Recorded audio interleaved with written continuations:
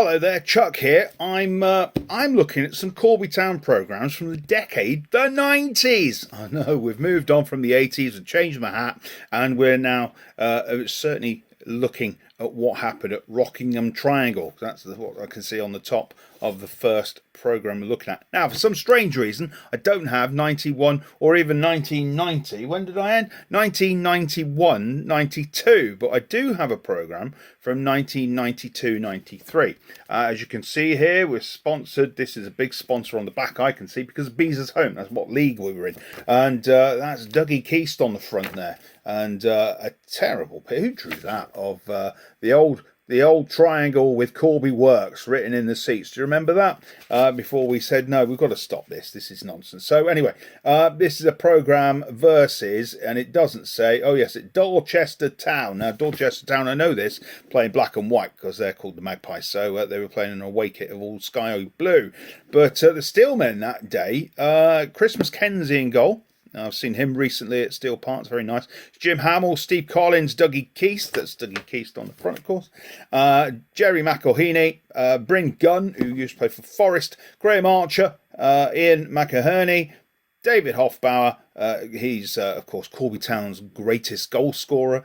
Matthew Murphy, who Matt Murphy, we made the most money out of Matt Murphy selling him on to Oxford United. Sean Diver and Dee Foley. So there you go. That was then. And you can see how much it's changed. It's actually come up 60p for that programme. Unbelievable. Lots of adverts, as you'd expect. You can see the... I don't know who puts these things in. You know, we've got the old Corby on a ball and in a blue background. What is that about? And all the pages are coming out. And on the inside, it's just black and white. But... very odd indeed, and I'm glad that somebody's taken over all the marketing and we've got some sort of consistency when it comes to talking about football and the kit and so forth. So we are wearing black and white, of course. Next season on, 93-94, here we go, hasn't really changed, it's just got less colour, though this has gone to a red background. That's, oh, Gordon Bennett. Still in the Beezer Homes Premier Division. The main sponsors, Corby District Council, Weldon Plant, Stardust Centre and Mr. Bip. I think that's what was maybe on the shirt. Maybe not. I don't know. This is a programme versus Wotton United. I've never heard of Wotton. Wotton United playing green and white. Wow. Mackenzie... Ratalic, Walker, that's Ian Walker. Walks has been around a bit, you know. He was manager of SNL at one point. Dougie Keast, General McElhenney, Bryn Gunn, Pat Raymond. Pat obviously went on to be a manager. Calvin Plummer, Graham Archer, Ian McEherney, and Steve Devlin. Three substitutes here. Steve Collins, Elwyn Roberts, and Des Elliott. Did Elwyn come back and play? Or was that just a name that was used because he was somehow on the thingies? But it was early in the and Dick Dighton, reserve coach, it says here. So that's Kenny Williams and Roger White as the kit man and team assistant. There you go, that year at the Triangle. Good work. Then the next season it came on a bit, and we've changed the kit. We've got stripes according to the cover of the match day programme here, Corby Town. This is a picture of Pat Raymond in black and white stripes with Mr. Bip, the sponsor, in there, and still in the Beezer Homes League, of course, sponsored by the Works. Do you remember that? Burnt down. That was Bip's old pub on Occupation Road, of course, Occupation Road being the previous home of Corby Town Football Club. The Works, yeah, a pub, and the Stardust Club, which was, of course, a bingo hall, because the connection there that we had there. This is versus Hensford Town, so they would have been playing their away kit as well, because their first colours of kit. It says, oh, really? When did this go out? It is a December programme. There's a picture of a snowman in it. Not something I would advise these days, but yeah, it's weird because there's no badge on this particular programme. But if you open up the team lineups, there is the old Corby Town, Steel Man, as created back in the 60s. So, or 60s, probably in the early 50s, I'm thinking. But in goal, I mean, what a great lineup. Black and white striped shirts, of course, #1 in goal. Paul Beresford, Richard Preston, Phil Murphy, Noel Luke, Kenny Gold, Darren Robinson, Martin McLeod, Paul Smith, Brett McNamara, Stuart Marshall, Tatties, of course, Mick Connell, Kyle Mackey, and Julius Ndingu. That was when Pat was the manager. So, yeah, interesting stuff. That's versus Hensford. And that was, as I say, 94 to 95. Then we move on the season afterwards. Wow, look at this. It looks like somebody's put some effort into actually creating a Football Town programme that relates to the team that they are. There's Pat in a white shirt, black shorts, back to normal, in the Corby Town kit, sponsored by, of course, CNT being Corby Newtown, it was something Newtowns, wasn't it? But before we went to the quarter shirts or half shirts, but yeah, that's in the Beezer Homes Midland division. I think we were relegated the year before. And this is against, and there's a Steelman again. He gets up everywhere. A bit weird. He obviously doesn't feature at all in the kit or at the club anywhere. And maybe we need to do something about that. Maybe we need some sort of special kit for the Hillier Cup final. But this is interesting because this is against Kings Lynn on the 8th of April 96, so it's getting on towards the end of the season. Lots of changes. It must have been I must have been working in some way or another because I've changed the whole team. Everybody's moved around. And would you believe, playing for Kings Lynn at number 2 that afternoon, somebody called Gary Setchell. Never heard of him. So yeah, that's quite an interesting fact. I don't know what the score is. We'll have to try and find out. But it looks like the Corby team had issues that afternoon. They moved lots of people around. Glenn McNulty was the manager at the time.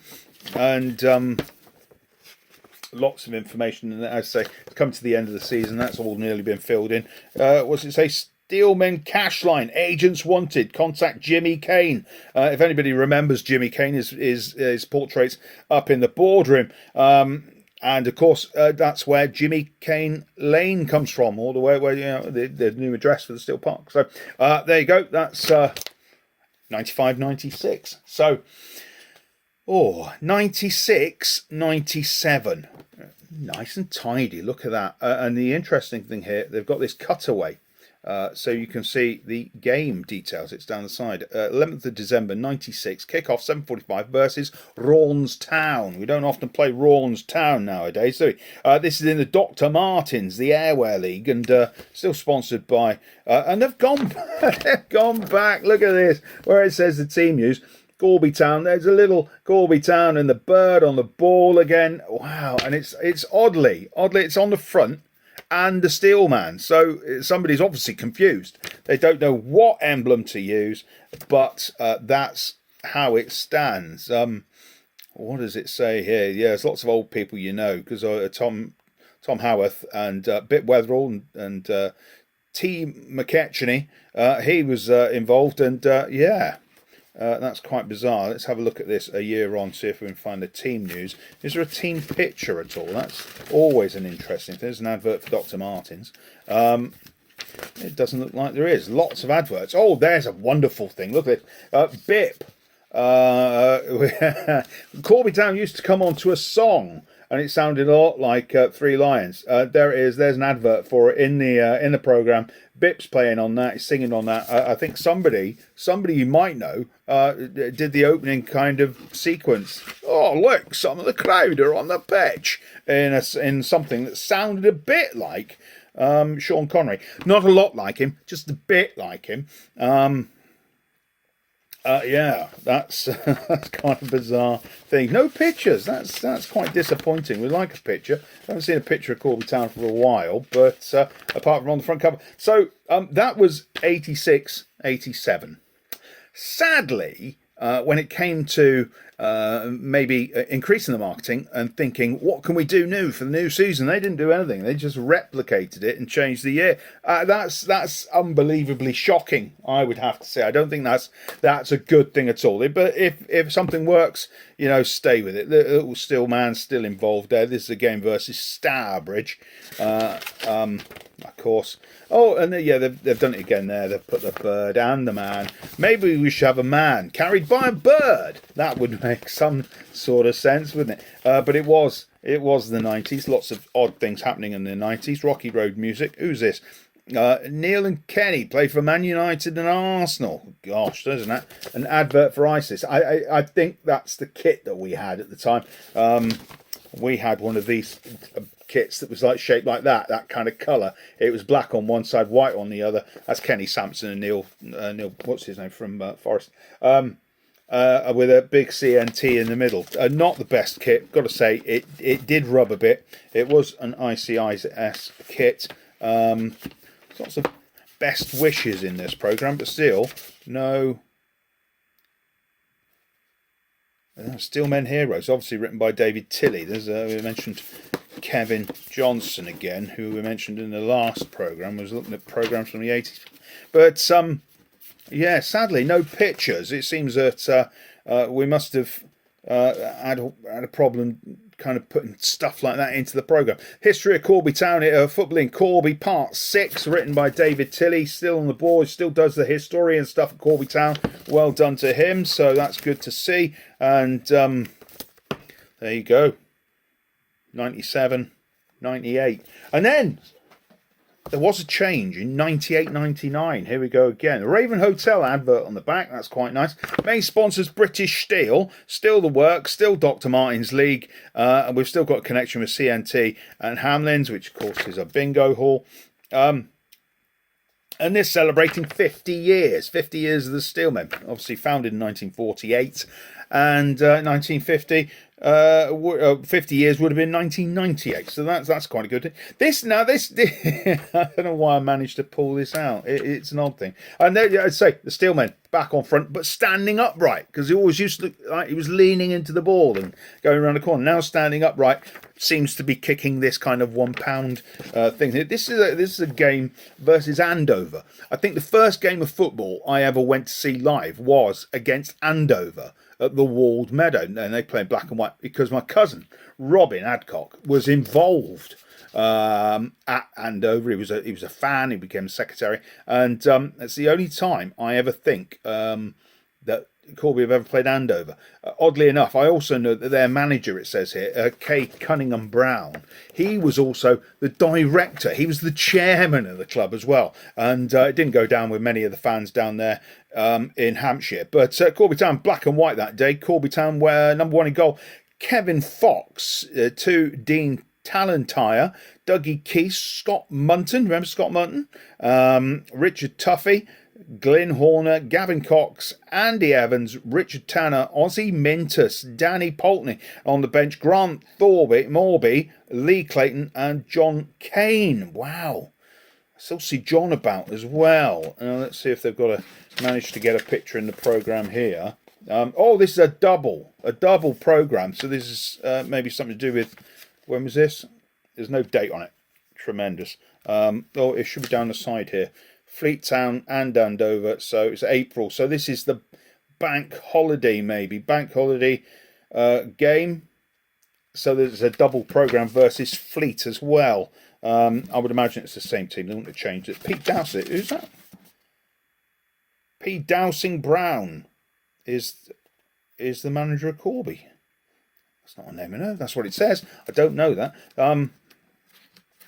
But not much in there. I don't think these kind of there's some pictures here. Look at this action from Corby Town versus St Leonard's. If you don't know St Leonard's is the other team in Hastings. That's when Corby were travelling all over the country. I've seen Corby play in every corner of England and bits of Wales, and there's a nice smiling picture and a get well or have a good time from ex-MP Phil Hope. If it wasn't for Phil, we wouldn't have a railway station in Corby. They're the only pictures we're going to get. There's no team picture. That's quite disappointing. But yeah, that's it, and that brings us up to the end of that decade. So I hope you've enjoyed watching this. The idea is we just want to kind of highlight the programmes that we've had in the past at Corby Town and how good they are now. They're full of information, and of course they're still the same price. This one Still, that was £1. They're only £2 now. So get your programmes. And obviously, I feel as if there may be a lot of attention to football programmes, especially in this time when some clubs are trying to, get them out the back door and make them all digital or make them only online, which it would be a terrible thing, because I think they're little packets of history, each and every one. But my name's been Chuck. I'm doing this for Corby Town TV. You can find us on the YouTube channel. But yeah, if you like it, like it. That's a nice thing indeed. And I'll post this out later. Thanks very much. Take care. Bye.